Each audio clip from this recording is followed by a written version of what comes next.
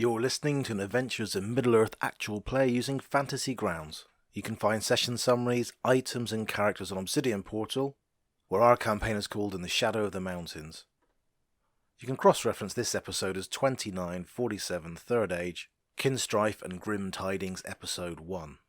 You'll find links to that and our other forms of media for our sessions, as well as an index of this episode in the description. This episode, we're missing Stuart. It also features a fellowship phase, which lasts about 45 minutes.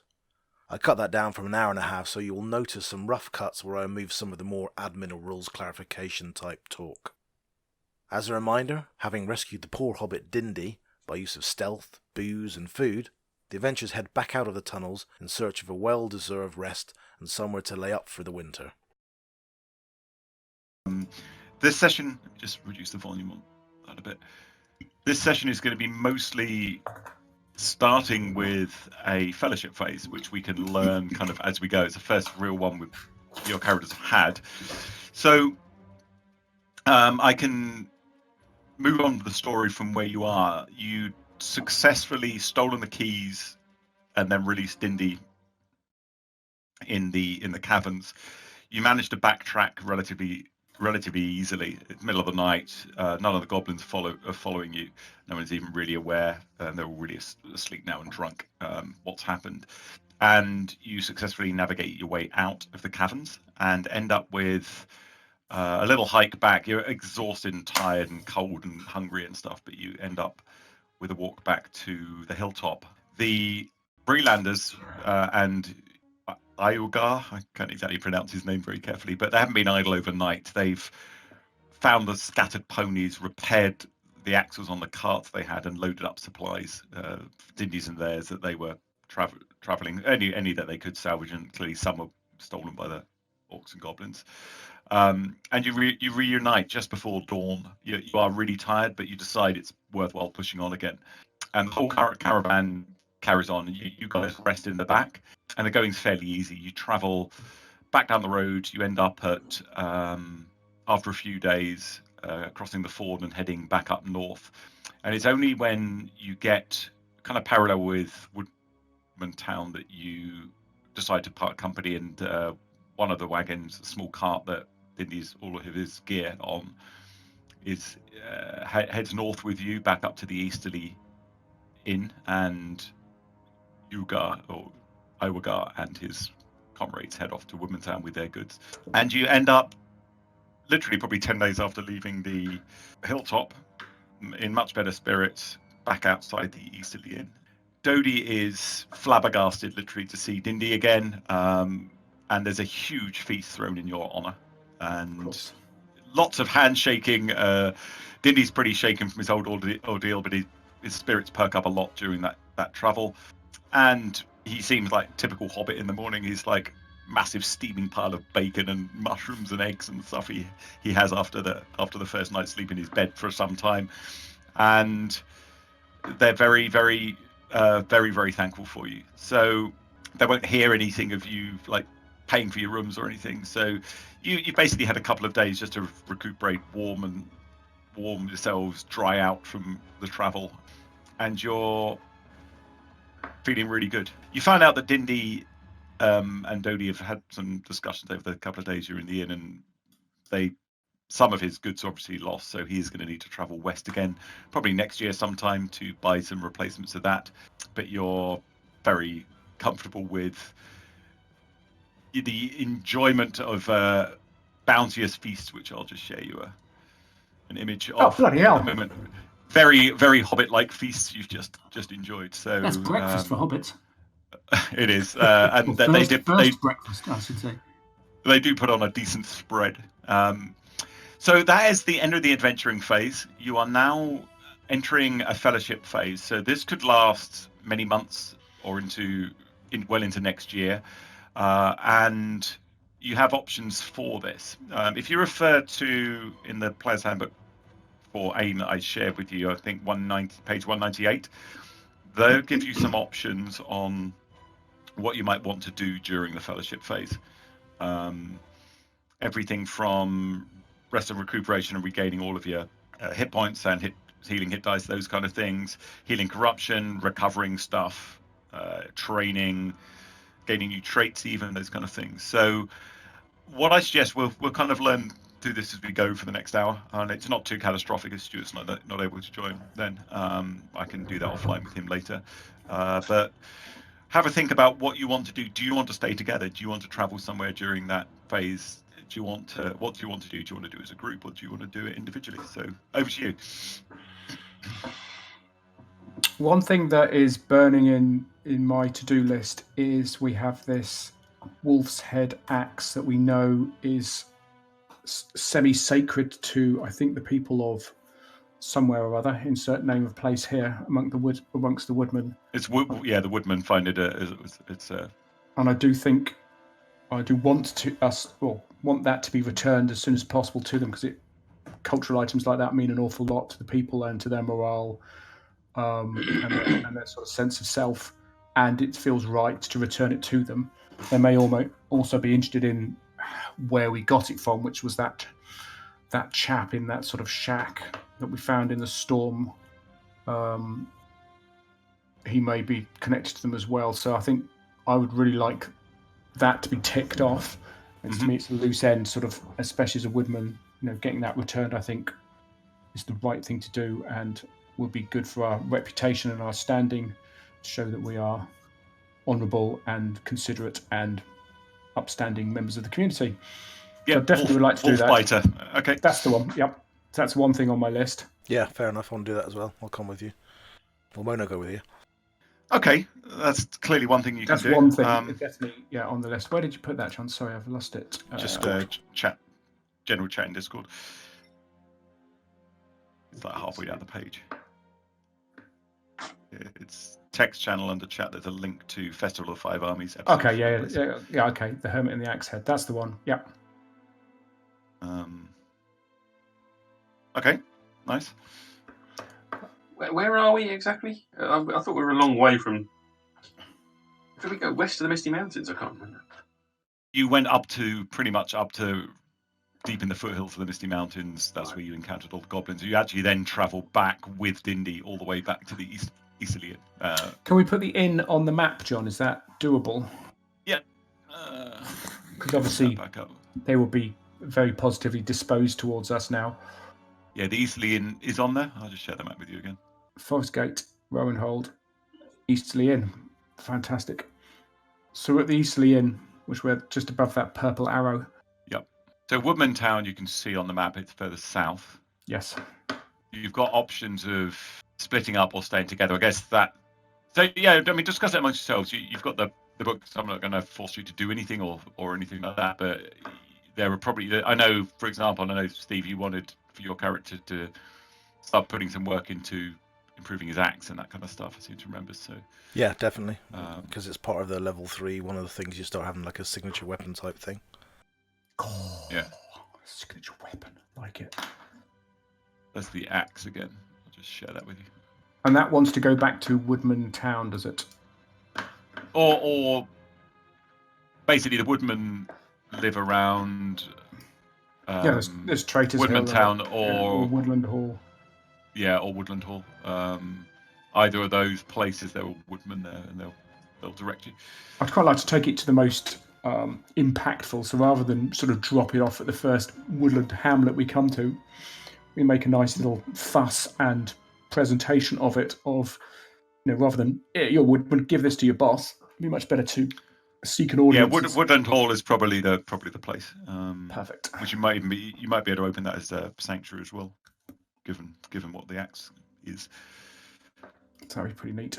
Think about what you want from a long-term point of view for your character, and then you can get a better picture of what you want and where you're heading. You all can level up to 3rd level during the fellowship phase as well. That's pretty neat. So I'll go through it actually, and this may benefit listeners as well, Steve. Typical things you can do in a fellowship phase for people who haven't played Adventures in Middle-earth. So first off is rest and recovery. In Middle-earth campaign setting, it's much slower than typical 5e D&D. So all the player heroes can normally recover all of their expended hit dice and all of their hit points. Remove any exhaustion as you basically resting up. You need to decide where you're doing that resting. Are you doing it together? Are you separate somewhere else? And then there's some undertakings that you may want to do. So Steve, you mentioned researching and start building an epic weapon. Others may have other things they want to do. So my view here, this will be a single undertaking fellowship phase. It's not that long. It'll maybe 5-6 months. So things you could do is like training, gaining a new trait, healing corruption, meeting a patron potentially. Have we got any corruption? We've got a few shadow points, haven't we? I guess you've got some shadow points, but not corruption. So that wouldn't be relevant to you right now. Opening a sanctuary or receiving a title. So receiving a title, it improves your cultural attitudes of, like, for example, if you do take this axe head back to the woodman, you could use your time in the fellowship phase to get a title from the woodman, which basically would take you that 5 or 6 months, but that would mean in future interactions with woodmen you would have a more favorable cultural attitude towards you, which could be useful for you. But that would also mean you couldn't open a sanctuary, so somebody else might want to open a sanctuary in Woodman Town, for example, or do some more training, those kind of things. So it's pretty much sort of choose one undertaking, as it were. Yeah, so it's one undertaking you will get, and they've given you the kind of list of typical ones there. Yeah. I think Steve's pretty clear on his weapon. We need to work out what that would look like after all of the effort you put into that. Potentially, Sigmar might want to receive a title. Never took him as being a character. No, valued titles. It's really him. Oh, it is. You know it. Hathis may want to do something else as well. Hathis also has got that ability where he'll pick up some news. So there may be some new news or a couple of snippets of news he picks up in Woodman Town as well. Yeah, in which case I probably know what I want to do. So that's all right. I just need to look it up. From Sigmar's point of view, we're a long way from Dale. He's unlikely to get back there. So he's more than happy to stay with everybody else. He feels like setting up a sanctuary, seeing as there seems to be quite a few around already. Can't never have too many sanctuaries, though. Yeah, the sanctuaries are basically generally safe. So. Yeah, but you can actually get a long rest there, can't you? Yep. Mechanistic. So do we jointly pick an undertaking that we all do, or do we pick one each? You pick one each. Okay. So if you're all going to Woodman Town, which would make sense, it needs to be kind of relevant to that. Monin's birthright is what his he's focused on for this. So yeah, he'd like to go to sort of like a place with a good forge, which could be Woodman Town actually, and try and use his existing weapon and the stuff he's seen. Maybe he's noticed something from the axe head that he's seen that he'll fashion his existing warhammer into a bit more of a better weapon, which will eventually become the birthright weapon. And I think also in his history, character history, one of the things was, yes, he assumed he was going to die at some point, probably in battle, and if that happened, he wanted to be able to leave behind a legacy weapon that would carry his name or whatever, or he's carry into history, so he wouldn't be forgotten. The Axe of Monin. The Warhammer of Monin, yeah. The Hammer of Monin, like it. The Monin Hammer. That's nice. So Monin's got clear direction on what he's doing. Any idea from your guys' perspective? Hathis, it's quite simple. He has a Hound of Mirkwood, which is, as you know, is Huon. And It says, I can train him to support additional skills as well as fighting combat as separate undertakings during later fellowship phases. So I will train Huon in an activity, probably to help me in combat on command, and going back to Woodman area to do that is probably good anyway, because Radagast has perfected this endeavour of training hounds and turned it into an art form, it says. So going back into sort of Woodman area where there are experts and people who can offer advice and support and all the rest of it is probably a good idea, especially for the first one. So Hathis will train Huon to help him in combat. Okay, nice. I'm just making notes of this. And you can train us not to say "wan." Look, I can train Huon because he's semi-intelligent. You guys, I've got no. He's got intelligence of 3, therefore there's an opportunity for him to improve. Show off. Okay, birthright weapon, training Huan, and Sigmar. Well, What takes you fancy? I need to choose an archetype, which is either agent or burglar, which is basically spy or thief. So I think I'm probably going to go agent. So I think I might go for the meet patron. Okay. If there is anybody worthy around, just because it's worthy of being called patrons are often major characters in Middle Earth. Just see close by. So the most obvious one would be when you go when you headed past the Carrack and Bjorn's house. Mm-hmm. So essentially coming back past the Easterly Inn, spending a week or two with the Bjornings. You could also find out whether he's got a note to give back to Bard in Dale, or has already sent something or something like that. So he would be the most logical local patron, I think. Yeah, I think they kind of become your Gandalf, sort of giving you stuff to do. Giving you guidance and things, I should... You're an agent of them, are you? We're not an agent of. I mean, an agent is one of my. Okay, so it's not as in a class, but meet patron is a thing that's not linked to. Gotcha. Class, so. Okay. I don't know. Let me. So why don't you guys focus on leveling your characters? I will read about patron options and get back to you, Neil. Broadly leveling, what do you do? You click on something in the class and level section, and then the magnifying glass. Is that it? Yeah. So the library. Make sure you click on that bottom right, and hang then on. Let me catch up. This would be good. So library. Click on that. And then click Create PC button on the library tab. Yeah. That brings up basically your menu options on the right that are focused on character creation and leveling. The easiest way to level is to drag the class that you want to level up in Scholar. from that list. So yeah, for Hathis, it would be drag Scholar across to your class level on your character sheet. Yeah, and so you class and level, and it will level up. So you are now Scholar 3. And it will then, any options you get from leveling up should pop up in a window when you do that. And it would automatically generate your hit points and stuff.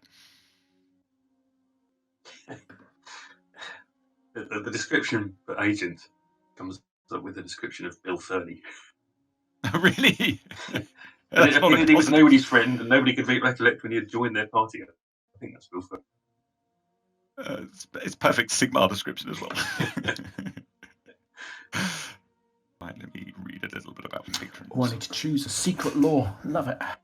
So what we'll do before the end of the session is, once you kind of work this out, how does this change your character? I guess personality-wise, it won't alter a lot, but what have you picked up, and how is it going to benefit the group when you meet up again, I guess? Well, do you want me to tell you that now, or just think about it? Think about it at the moment while you're leveling up, and we can have a bit of a round the table discussion on what's happened to it.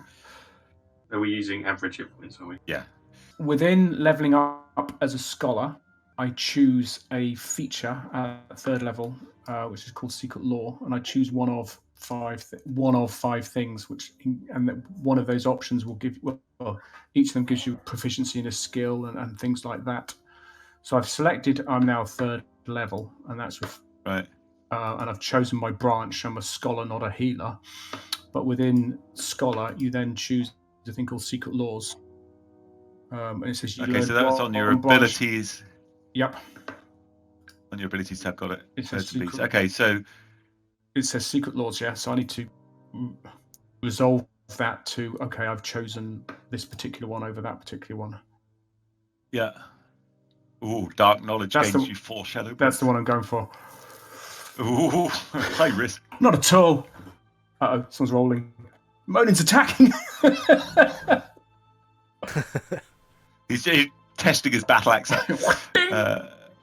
Okay, so Dark Knowledge for Hathis. Yeah, Dark Knowledge, sorry. Dark Intelligence is the law. So that will give you a proficiency in Shadow Law. Shadow Law, yeah. I gain and 4 you will gain 4 shadow points.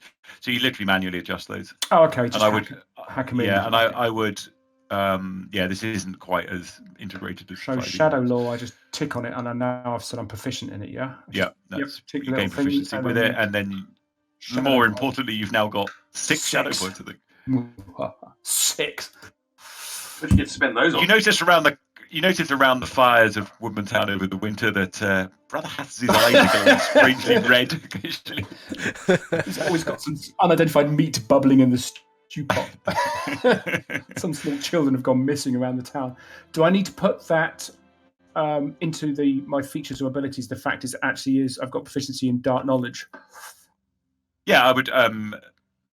Again, just edit it. You can edit that by unchecking the lock symbol. So it's a locked thing at the moment, locked feature. But if you uncheck it and just put gained when you reach a level or something underneath it, you know what happened and when. It doesn't, as long as you've captured it somewhere.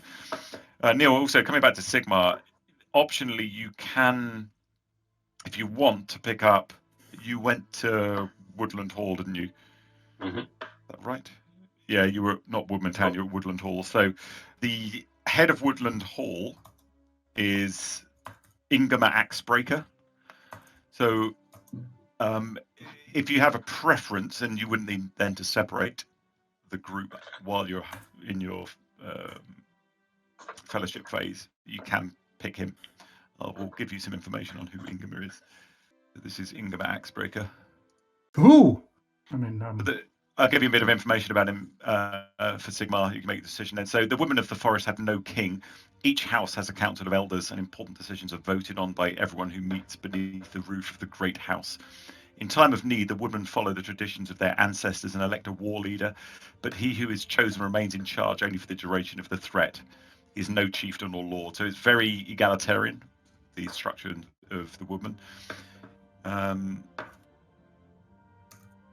Axebreaker of Woodland Hall then is no more important than any other old men who sit on the dais near the council fire. His words are given no more weight. His wisdom is not counted as any greater than the rest. But everyone east of the Great River knows that Ingama rules the hall. So it's basically not explicit. It's just implicit that he is the guy who makes final decisions and stuff. So he's an old warrior in his 60th summer now, but he's still canny and brave. Few among the women are as respected as he is, and none have as much support among all 4 houses of his people. Of the woodland people. If the women of the forest ever chose a king, then they would likely name Ingama Axebreaker. He fears that day, for Ingama knows that one king leads to another, and that the women are too widely scattered for another lesser king to rule them all without resorting to violence. So Ingama may have the respect and wisdom to bring Mountain Hall, which is west of the Great River Valley, basically, in line with the woodmen, together with Roscabel, but he doubts the heirs would ever do the same. So that's Ingama. It would be very relevant to you, and especially if you're spending time with woodmen up and down the river valley over the coming years. Happy with that. Okay, that's cool. So yeah, just make a note that, and he's fairly, I wouldn't say humorless, but very serious. He very considered. Doesn't do a lot of talking, but you spend a lot of the winter in his company and gain some mutual respect. And he begins to open up about some of his stories. He was very, very swayed by the axe head you handed over, and the axe is being refashioned into a proper weapon, not necessarily to be used, but to be displayed centrally in Woodland Hall. So great job, guys. So is he of Woodland Hall? He is of Woodland Hall, yeah. I'll add that to, if he's not in the locations, I'll make sure you can see him as well. No, Yeah, so give your Warhammer a name then now. If you want, you can kind of put some history into it from, I don't know, where did it come from, all that kind of stuff. It'd be nice to create a memorable weapon over time. Well, Mona made it, so he's going to keep working at it as his adventuring career continues. So eventually it will become like where did it come from? Well, a smith called Mona made it once. But at the moment it should reflect that it's just a little 3rd level weapon with a +1, so it's not particularly great. Right, so you should now, Neil, be able to see Ingama Axebreaker as an NPC in the Woodland Hall when you click on the Woodland Hall link. Certainly. Wujaseld in the language of the Vales of Anduin. Oh yeah. We'll share the. There you go. I'll share that. That's what Woodland Hall looks like, where you spend your winter. Nice. It is literally a big hall on the top of the hill. I quite like these. Quite a cool stylistic artist. I like the artist. Okay, I like the fact you've got a patron. That'll make things a little easier in the future. So while Hathus is wintering in the halls and doing his dark research, I'm trying to teach him a dog. I'm training him a dog. There's no dark research going on here. partly dark research.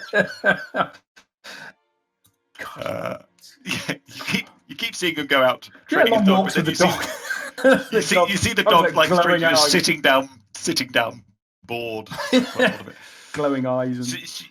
So you learn a couple of interesting points while you're resting up here. First off, that you're vaguely aware that elves are migrating west, but it seems from 2 or 3 sources that that's happening in increasing numbers now. Mm-hmm. And the other thing you discover is, oh dear, what a pity. Oh, so this is from trappers, and this is really concerning. Not all great dragons are dead. Rumours from daring trappers indicate that many still lurk in the barren lands of the Withered Heath. Many still lurk, yes. The barren lands of the Withered Heath. You know, dragons like treasure. They like chomping on people too. So does Hathus now. Now he's gone to the dark side. This is. I shouldn't have revealed what I was up to. Clearly. Yeah. Whenever Hathus is sitting, we hear him going. I am your moaning. I am your father. That's a project.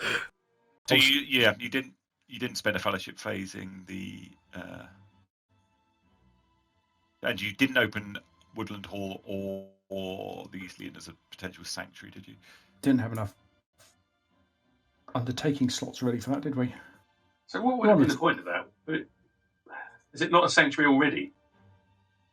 No, it has to. Sanctuaries are so basically so a sanctuary becomes basically a very safe place for you. So you can basically have almost like zero risk of anything untoward occurring to you in a sanctuary.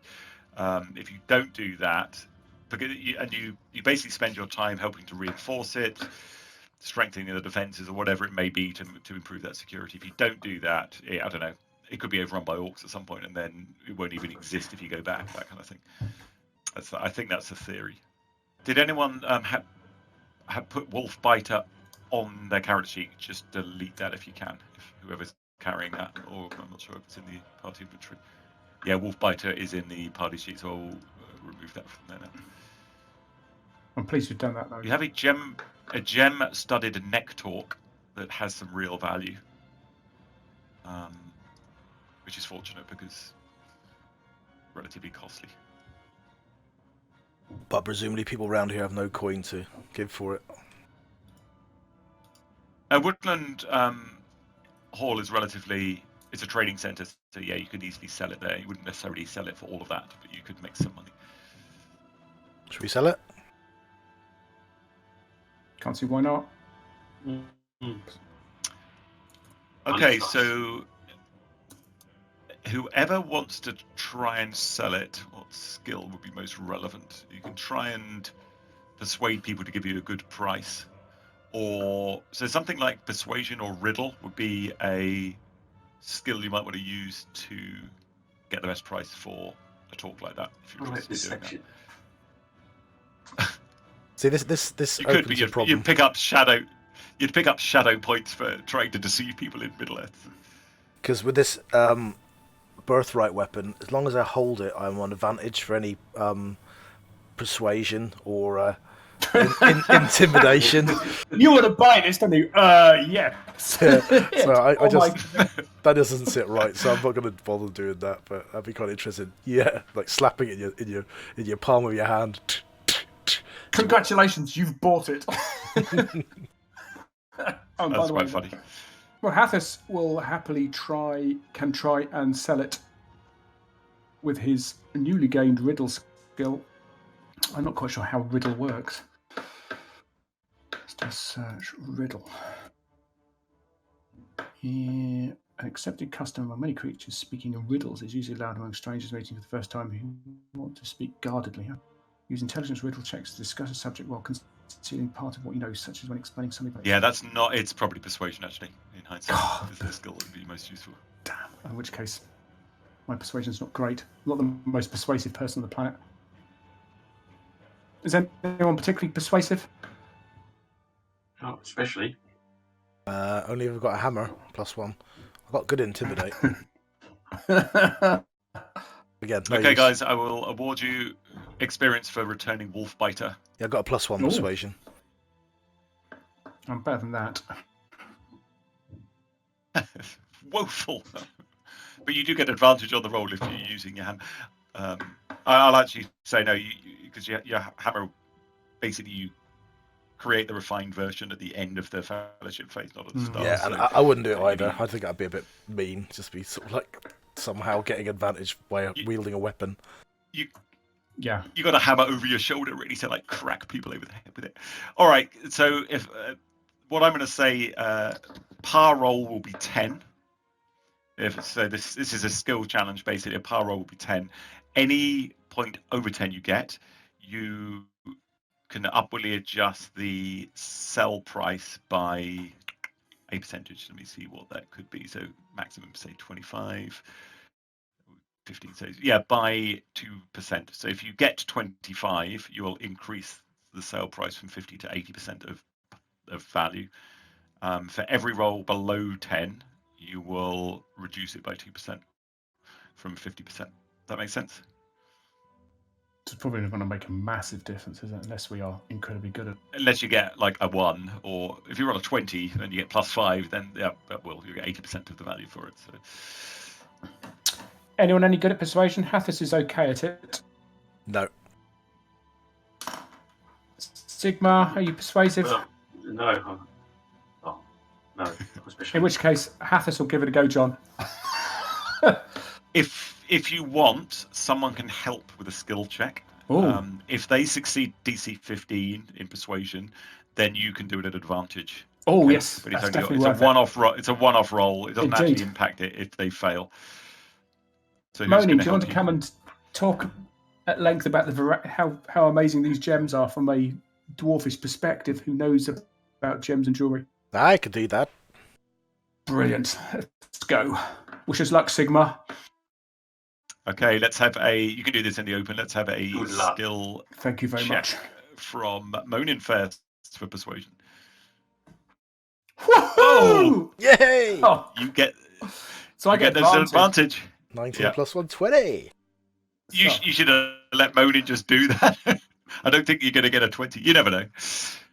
19 plus Oh, 3, we'll take it. 22. Ooh! Anything Holy you could do. mackerel, that is impressive.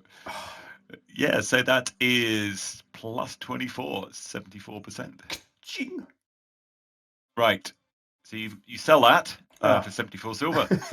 After It's literally weeks of hawking it around Woodland Hall, all of the personalities there. You finally, fortunately, discover a couple of wealthy merchants who are staying there, who basically, one of them's, you learn on the grapevine, has forgotten to buy his wife a birthday present. an anniversary present. It's tomorrow. And the other one does a lot of gem trading with dwarves, and he thinks he can actually enhance the value of this. So they get into a bit of a bidding war, Love it. and you end up selling at a really good price. If you want, I can distribute all of the silver that you have acquired. You've actually got a lot now. It's 150 odd silver pieces between you. Yes, please. Yes. There you go. All gained at 38 silver, which is the most money you've had in your pocket for a long time. So, is there any... I know shopping is tedious beyond tedious in downtime, but is there anywhere where we can actually purchase supplies, especially arms and armour type supplies? Possibly. Yeah. Sorry, just like I said, do you If you've given us the silver already, you would want to add it to my character sheet. No, it should have all been distributed. Okay. Let me just check you've got silver on your. I don't know what I had before. I've never. Yeah, I've got 51 now, but I don't know what I've just gained 30. Yeah, that has been. Cool. So on your inventory, the party coins, you can see who has what. I'm not sure if you can, or whether that's just a GM view actually. But... So on the inventory tab, can you see party coins and party inventory? On my character sheet inventory. No, in the party track. No, in the party sheet. Sheet under inventory. I can see party coins 21 sigma. Okay, copper 252 Yeah, you can silver. see Yeah, that, yeah. 70, 51, 72. Everyone's got more than me. Swines. That's fine. Well, I've got 21. You bought some stuff. So yeah, You've you got can. 6 sigma. We've got 21 in total, distributed by the square brackets on the right. Right. Okay. Yeah. We're it. Oh yeah. That's it. This could retire. Armor, light armor. What is light armor? Siege weapons. Siege weapons. Okay. That's unexpected. Turn of events. You think I've turned to the dark side? I'd like to purchase a lantern if possible. Steady on, lad. Yep. Let me just see. I may have set up a that's shop going in a bit Woodland far. Town. Bit extreme. Bit fancy for us. So what I can do, and I haven't set it up yet, is actually set up individual shops and give them inventory, and then you can just literally drag stuff to your inventory. It reduces the shop inventory and increases yours, and it takes the cash off. However, I haven't done that yet. That's not. We could start trading. It turns into elite then, John. It will. Unfortunately, it's really simple for you. It's Arbitrage, really complicated for me to do that, so I'm not going to bother. But yes, you can. The short answer, yes, you can buy a lantern, and it's just aimless price. So, in terms of armor, light armor, okay, not an awful lot of options. Leather corselet, cost 45 silver, but it gains me a hit point. Ooh. So presumably, Hathis needs to invest in a short bow just for practical reasons, really. So your training of Huan, Yes. Hathis, what does that practically mean in a In like, a tactical combat, situation? He can. The chosen action is help, so he can help me in combat without an awful lot of, or any encouragement from me. Okay. And the help action gives you advantage. That's extremely useful. Yes. And it says in the description of the Hound of Mirkwood, it says that when I get the Hound, when you first choose this virtue, your Hound learns to assist you with one skill as described in support below. So it's not fighting, it's support. And in support, it says you can train your Hound to assist you in one activity. The dog can be trained to support you when making any one of the following ability checks: charisma, intimidation, intelligence, investigation, or wisdom perception. So I think he would have gone for wisdom perception when he got the dog. Right. And then now in this fellowship phase, he's taught him to do help without requiring a command from me. So he just spontaneously will help me as and when. Okay, I can set up actions for that. Yeah. For your Hound actions. So things like it will automatically then give you advantage on a perception roll. Let me do that now. I bought arrows as well, if that's okay. And a quiver. That's fine. Basically, anything under, say, like a gold piece, that probably have available. If you've got any concerns, just let me know. If you think, actually, they may not have that. It's not like the dwarves are not that wealthy here. So yeah, Hathis wants to buy a short bow and some arrows. Yes, you definitely better buy a short bow. They're good bowmen here. Bought a dagger as well. Bought an elephant. You've bought an elephant? I'm joking. An elephant.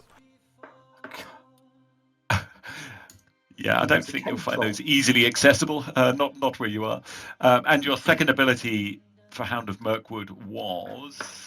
So the first one, was when I got him. He had the ability to help me with wisdom perception. The second one was help in combat. So it's a combat action of help, and that's an action act. There's that's the Slayer needs any help in combat. What are you trying to say? Really effective killer. Absolutely. And that grants advantage to attack. Is that correct? Is that what it does? You can aid a friendly creature in attacking a creature within 5 feet of you. You feint, distract the target, or in some other way team up to make your ally's attack more effective. If your ally attacks the target before your next turn, the first attack is made with advantage. So he will, in combat, he can choose to distract to give me advantage in the combat.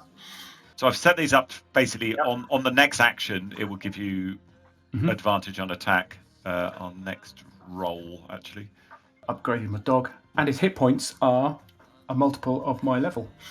So every time I go up a level, the dog gets beefier. And did I set up Huan as an NPC? I don't think so. So I can do that. And then share him with you so you can control him. Fantastic.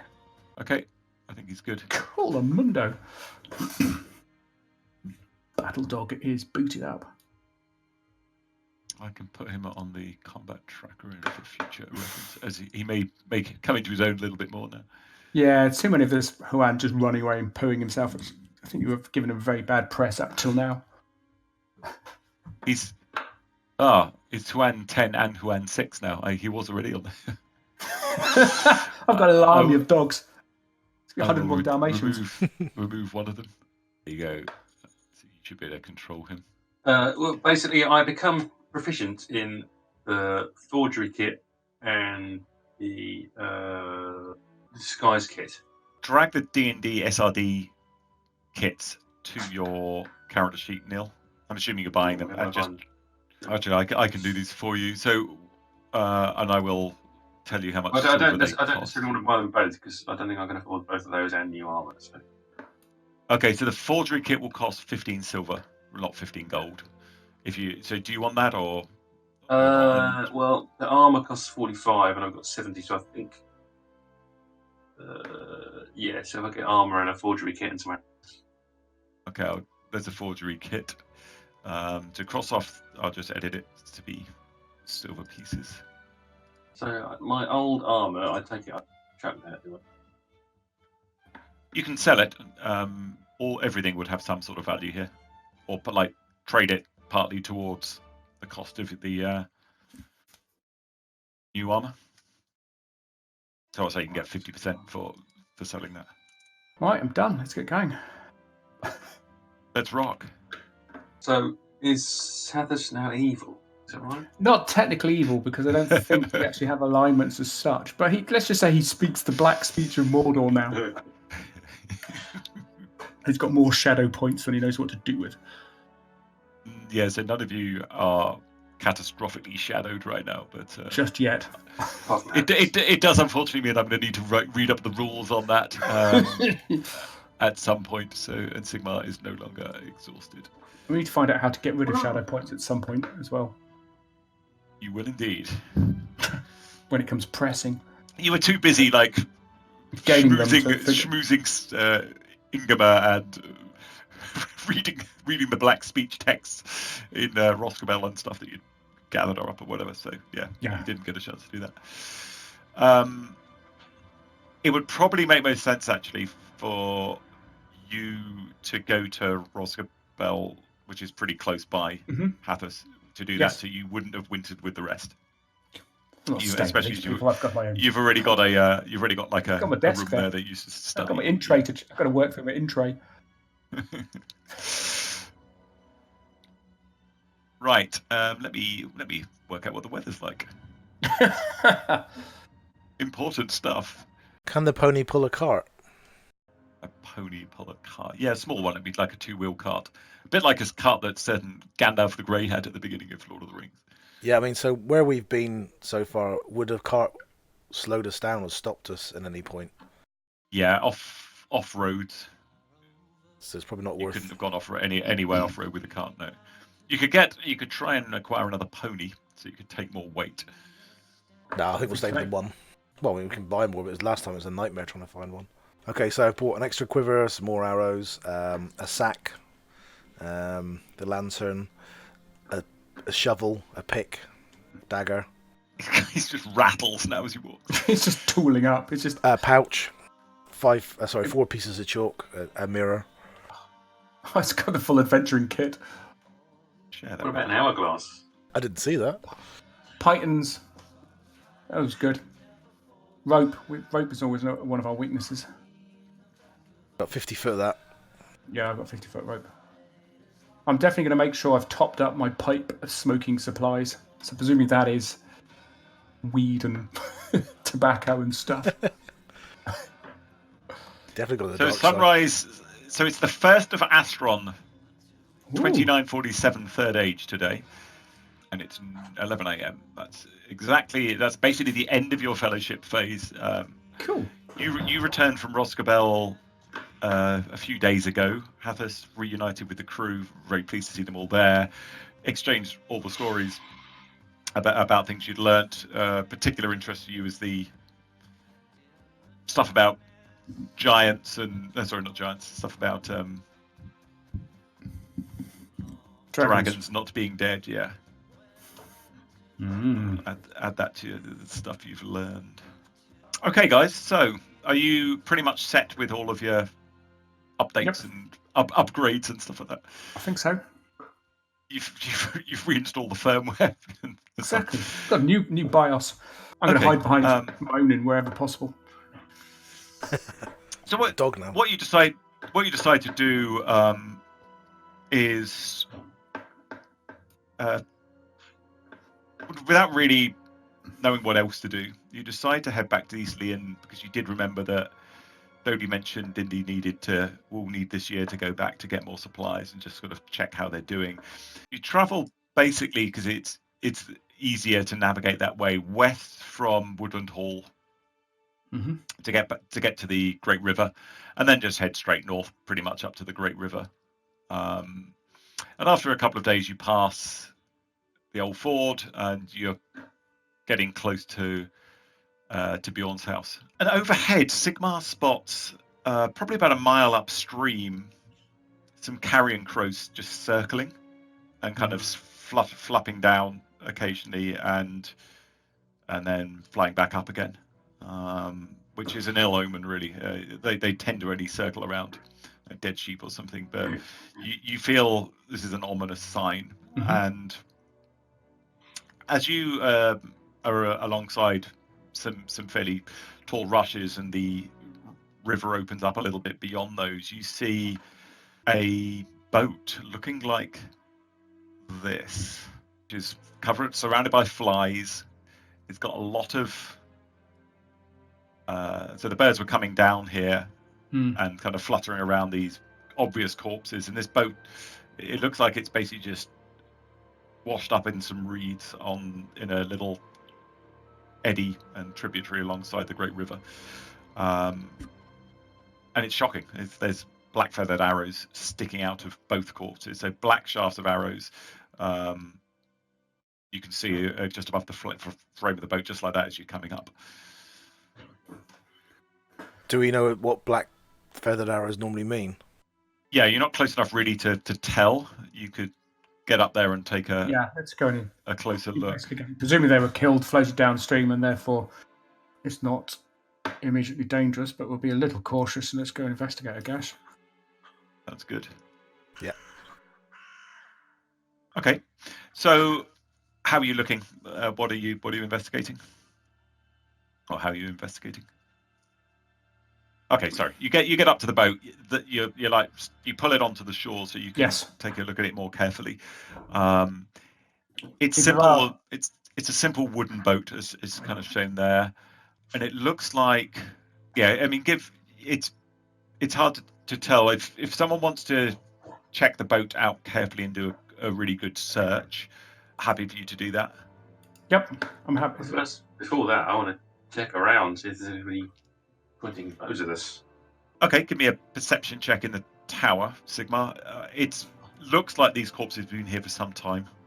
They're not very fresh. There's no like blood welling or anything like that. No, and you don't see anyone around. You're a fair way away from civilization right now.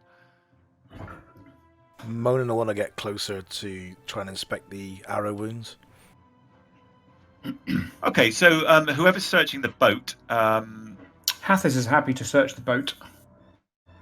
Okay, so Does he think it's Hathis, something? give me an intelligence, give me a riddle check, because there are some supplies in there. Okay, no problem at all. In the open or in the tower, John? So all of this in the tower, yeah. I don't know whether you succeeded or not. Yeah, you discover that there aren't many supplies left in the boat, which suggests that they were quite close to a destination. Near to where they were heading for, low on supplies. Yeah. Didn't quite make it, poor souls. They look like Bjornings from their weapons and clothing. I'll do a check because Amalfrida's with you and she is a Bjorning. Skill check for her. Yeah, so Amalfrida recognizes, and she thinks from their weapons and clothing, they were warriors of probably pretty good standing amongst the Bjornings. And they both have silver cloak pins in the shape of a bear's head. And she recognizes that these badges as basically they're given to men trusted by Bjorn. Almost like a Thane or a warden in Bjorn's territory. Are we downstream or upstream? Is the river heading north? It's heading south, and so you are downstream of Bjorn's hall right now. So Bjorn's house from there is pretty much up there. Yeah, so you're near the river, probably where the tip of that arrow is at the bottom. Okay. And is that the only place we'll find Bjornings, is in and around Bjorn's house, or are they villages and communities up and down the river? Up and down the river, but he's predominantly focused on the east and west Middle Vales, maybe going into a bit of the East Anduin Vales, West Anduin Vales, but that's where his dominion tends to be, kind of focused around the old fort area and stuff. If we're thinking they are nearly down on their supplies, so they are close to where they were heading for, obviously they could have been carried downstream for a long distance, so that may not help us, but I'm just trying to think where they may have been going or from. So I guess the default will be to report this in some way, somehow, to the Bjornings. The question then is, what in Bjorning tradition, what should you and shouldn't you do with bodies of dead warriors?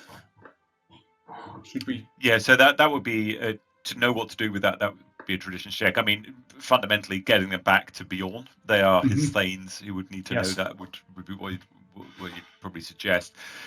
So one of you, I think, Monin, you asked about the arrows. Yeah, trying to identify. I check the arrows and the arrow wounds. I'm a little bit suspicious. I want to make sure there's actual blood stains around the arrow wounds. So the way to really determine what they are would require a shadow law check, which you're probably not proficient in. Doesn't mean you can't identify that. So it's an intelligent shadow law to see if you can work out what the arrows were. No, you just don't have it. You kind of they're pretty sturdy, solid shafts, black wood. Fletchings aren't great, but you just don't know. You don't know enough really about that. Can Hathis come have a look? With sure. Glowing eyes and his sudden proficiency shadow law. I've just been reading about Jane's All the World's Shadow Warriors. Yeah, so you determine that the feathers used are raven feathers. It's clear no one in they're easy to come by. Basically, orcs eat ravens, which is why that they use the feathers. They're not great for arrow shafts, which is why woodmen don't use them. So it's highly likely that these are orc arrows. Orcs, probably orcs. Orcs abroad. And is there the East Anduin Vales? Is there discoloration around the entry wounds on their bodies? Great question. Give me an investigation check to see if you can. I'm going to ask Hathis to help me as well. Yes, I'm more than happy to help you with that. Or I'll help Hathis. Medicinal assistance or investigation assistance? Yeah. So you think these were not poison. There's no untoward markings from these. These were just normal, but like heavy arrows. Thud, thud, thud, thud. Sitting ducks, not good. And do these seem to be the only wounds on them? Yeah, these arrow wounds do seem to be that. Amalfrina says, she's because you basically turn the corpses over and you've kind of laid them out a bit more formally, close their eyes and that kind of stuff. And Amalfrina says, you know what, I reckon that old one there is Merivech. Merivech the Mighty. My father and I once went to meet him. I can't quite do as good an accent as It's Stuart. bloody good. It's still good though. Panos.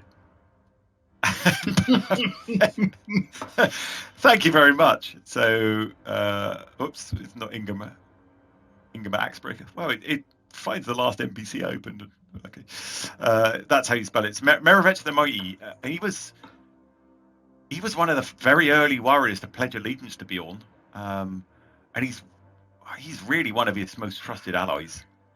His duties was to travel from village to village, and he was basically like a judge. He used to hear cases and disputes in these villages and try and resolve them. So very high standing. And in case of serious crimes, it was his duty to bring in Bjorn or maybe even bring the accused to Bjorn. Which is possibly what we've got here, but we don't know. Well, the other guy had a clasp, so maybe he's... Oh, no, he's trusted. Yeah, okay. Yeah. Unlikely. Either way, it sounds like we have to return the bodies. So do we think we take these to the nearest Bjorning community, or do we take them to Bjorn himself because Merivech is such high standing? I think we take him ourselves. Also gives another chance to speak to Bjorn if we can, or try and speak to Bjorn, because we spoke to the lackey last time. Sigmar, you wanted to search the boat, was that right? Well, I can do. No, I didn't actually say I would, but yeah. Okay, so I mean, you find several lengths of cut rope, jaggedly cut with a blade by the looks of things in the boat. Several lengths, no one longer than about 2 feet. Sort of bindings. Yeah, give me an intelligence riddle check, Sigmar, to see if you can work out what Riddles. You think that could have been. Tying up a prisoner, and the prisoner's escaped. Yeah, so you deduce that someone was tied up and they escaped by cutting their bonds and probably jumping into the river. You also notice, Sigmar, that there's only one sword in the sheath in the Bjorning who was not Merivech, and Amalfrida doesn't know what he is, but Merivech's sword looks like it's missing. It's not in the scabbard. So do we think the person was aided by the orcs, just took advantage of the orcs' attack? Could be either, couldn't it? It could be, they could be freeing someone who's working for the same goals as them, or it could have been opportunistic. Probably freeing, I would guess. So how long dead do you reckon these are? Days, not weeks, probably. Does the boat seem fairly moored here, or is it just lightly touching against the surface and could be washed downstream further? I.e., do we think the boat's landed here and someone's run off, or it's... No, it looks like it's been pulled up. So either they did it and they were sitting in the boat, maybe eating or something, don't really know, or someone pulled the boat up onto the bank. But it wouldn't have washed that high up onto a bank just by drifting down. So can we look for footprints? We may have obscured all this, but can we start looking for footprints or tracks from the boat out and off? Yeah, give me an investigation check in the tower. As you're basically looking around the boat and I'm assuming you're not crossing the Anduin at the moment. You're staying on the east bank. Yep. So is that picture accurate? As in, on that picture, they were shot from the other side of the river. Great question. It looks, yes, that does look accurate. So you're only on the east bank right now, not the west bank. You don't find any tracks. Okay. And you are very confident. I mean, and Huan went around with you, sniffed around, and neither of you discovered anything there. So you're pretty confident there isn't any tracks at all on the east bank. And does the river look particularly swimmable? Looks swimmable. It looks rowable in a wooden boat. No, it doesn't. You wouldn't necessarily want to swim across it. It's a big river. What does this story look like to us? It looks like they had a captive in the boat. Orcs shot these two, didn't shoot the captive. Mhm. Captive pulled the boat up, took the sword, and legged it. But we can't find any tracks from here. Fairly sure there's no tracks. I'm pretty confident there's no tracks running away from this particular place. It doesn't mean they didn't swim across the river. If the orcs were on the other side and were rescuing them, they could have swum across to their liberators and gone with the It might orcs. have happened a couple of days ago, in which case the tracks would be. We could row across in the boat, and see if there's anything on the other shore. Yeah, just check it out. See if there's anything more revealing. Okay, I mean, yeah, it's fairly slow flowing. You've not got like risks of rapids or anything here, so I guess no one's really. Oh, actually, yeah, we've got a highly skilled water expert in Sigma after his Dale Olympics. So Sigma makes short work of getting across the Anduin in the boat rows. You reverentially lay out you don't take the corpses across with you. Lay them out on the banks the other side. That will be an unpleasant trip. An unpleasant job, and you row across. So you have a look across the bank the other side, and after like 5 or 10 minutes, you come across 2 orcs lying in the mud. They have short bows, which were kind of lying next to them, and it's incredible. But both orcs look like they've been impaled on the same spear. And you're assuming that was Merovech or his colleague, but it must have been an absolutely incredible throw, assuming they were partway down river or something, or maybe rowing back up river, to impale him from a boat with both orcs with one throw. He must have been a mighty hero indeed. But yeah, you just literally orc corpses, so you can do something with those if you want. Yeah, I think, what about arrows? Do they look similar? Yes, so any arrows you can see around there look a match for the ones in the corpses.